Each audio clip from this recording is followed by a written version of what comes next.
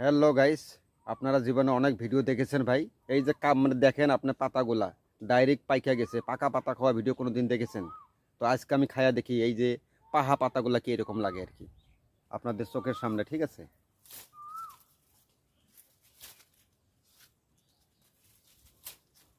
তো ভাই এই যে দেখেন, কিচ্ছু নাই, একদম পরিষ্কার। খায়া দেখি কি এরকম লাগে।